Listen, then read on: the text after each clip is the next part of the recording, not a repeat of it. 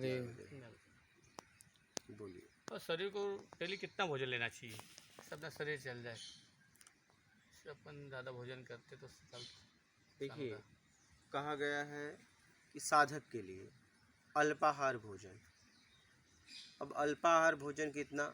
अगर 4 रोटी की भूख है तो 1 रोटी भोजन, 1 हिस्स पानी, 4 हिस्से हो गया। 1 रोटी, 1 हिस्स रोटी से भर ले, 1 हिस्स पानी से, और 1 हिस्स हवा से, और 1 हिस्स खाली, तब वो साधना कर पाएगा। ये साधक के लिए है। और अगर आप मेहनत कर रहे हो तो शरीर को उतना पोषण दो जितने में आप उचित कार्य कर सको और शरीर को तकलीफ ना हो, और वो भोजन दो जिससे शरीर को पोषण मिले। अगर आप किसान हो तो आपको मेहनत भी करनी है, ठीक है। साधक अपने आप को साध रहा है, बाहरी मेहनत नहीं कर रहा है। और अगर आप किसान हो और भी काम कर रहे हो तो शरीर को उतना भोजन दो जितने में वो काम करने में आसानी हो, उचित पोषण दो। मतलब कहने का मतलब, आप खाओ तो पूरा एकदम पेट भर मत खाओ, उससे क्या होता है, पाचन क्रिया भी गड़बड़ रहती है। अगर आप हफ्ते में 1 दिन उपवास रखते हो तो इससे पाचन क्रिया भी अच्छी रहती है। तो सप्ताह में 1 दिन उपवास भी रखना चाहिए, उससे पाचन क्रिया अच्छी रहती है। और अगर आप 1 टाइम भोजन लो और 1 टाइम हल्का लो तब बहुत अच्छा है। 1 टाइम भरपेट भोजन लो और 1 टाइम हल्का भोजन लो, तो आपका साधना भी अच्छा होगा, काम भी अच्छा होगा। अभी क्या है, भोजन के आदी हो गए क्या? हाँ, मतलब भोजन के आदी हो गए।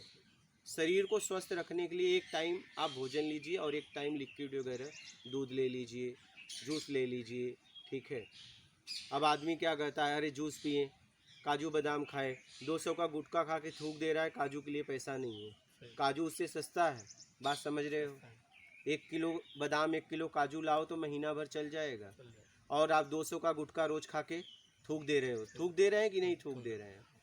और लोग बोल रहे हैं कि हम परेशान हैं। तुम्हें तो और परेशान होना चाहिए।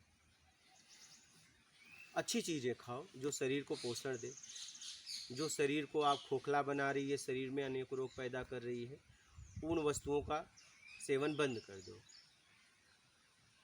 तम्बाकू हो गया, जर्दा हो गया, बीड़ी हो गया, सिगरेट हो गया, ये सब जितनी भी चीज़ें हैं जो भी आपके शरीर के लिए, मदिरा हो गया, ठीक है। मदिरा से परिवार भी बर्बाद हो रहा है। चरस हो गया, अफीम हो गया। आज लोग इसको बोलते हैं करके साधना करो।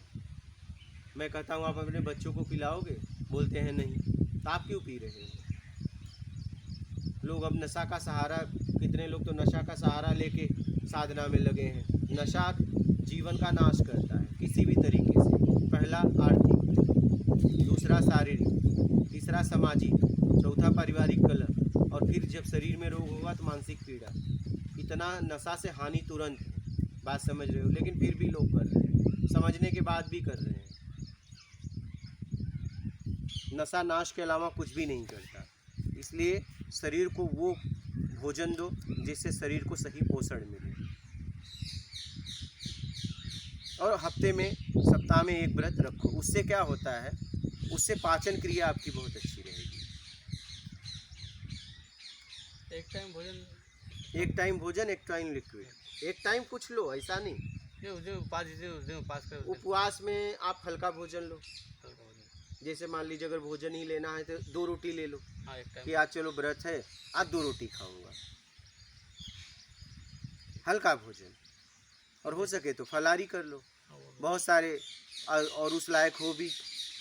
अगर हम करें केला खा ली 1 दर्जन, तो ज़रूरत है क्या? नहीं।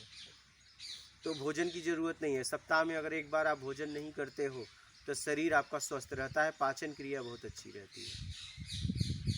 भोजन का हमारे जीवन में विशेष महत्व है। और भोजन कहाँ से लाते हैं इसका महत्व है। जैसा खाओगे अन्न वैसा होगा मन, समझ रहे हो। देखो ना, आपको किसी के घर भोजन खा के बड़ी आत्म तृप्ति मिलती है, किसी के भोजन घर खा के घुटन होती है। भोजन तो वही है, लेकिन खिलाने वाला कैसा है। अगर प्रेम में खिलाया तो आत्म तृप्ति मिलेगी, द्वेष में खिलाया तो घुटन देगा। आप बात समझ रहे हो। कभी कभी ऐसा भी होता है, हम किसी के यहाँ भोजन करके पछताते हैं कि हमने कहाँ भोजन कर लिया। तो भोजन जब आप करते हो तो वो देख लो कि कहाँ किस कमाई का भोजन है। ऐसा ऐसा तो नहीं किसी का छीना हुआ भोजन है। पता चला हम किसी से छीन के पैसा लाए बेईमानी करके और वो उससे हम अनाज वगैरह खरीदे और भोजन कर रहे हैं, तो कितने लोगों का श्राप उस भोजन के साथ जाएगा।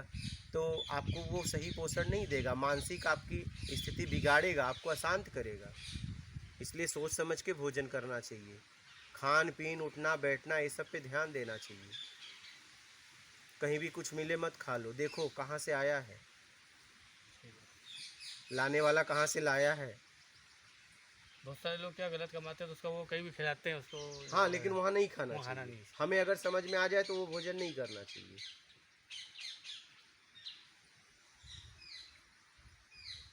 नहीं तो परिणाम हमें भी तो भोगना पड़ेगा। उनमें अनेकों का बद्दुआ है।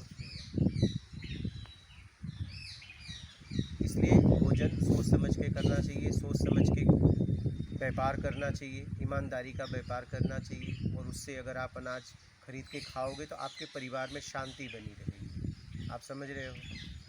देखो एक एक पैसे वाले हैं, करोड़पति हैं, लेकिन उनके घर में अशांति है। क्या? एक झोपड़ी वाला है, सुखी है, उसका बेटा माता पिता की सेवा भी कर रहा है, इज्जत भी दे रहा है। और करोड़पति हैं, घर में कोई कमी नहीं है, लेकिन बेटे लोग बाप को गाली दे रहे हैं, माँ को गाली दे रहे हैं, क्योंकि उन्होंने बेईमानी से धन अर्जित किया है ना। इसलिए कोई भी ऐसा नहीं कि हर करोड़पति बेईमान ही होता है, हो सकता है गरीब भी बेईमान हो। अमीरी गरीबी से नहीं है, लेकिन आज देखने को मिल रहा है कि आज माता पिता का समाज में बहुत अपमान हो रहा है, वृद्धाश्रम बढ़ते जा रहे हैं। इसका कारण ये ज़्यादा है कि लोग बेईमानी से अपने बच्चों को अनाज खिला रहे हैं। तो बेईमान की इज्जत कौन करेगा? तो बच्चे माँ बाप की इज्जत नहीं कर रहे हैं। मेरी बात समझ रहे हैं? आज माँ बाप की इज्जत क्यों कम हो रही है?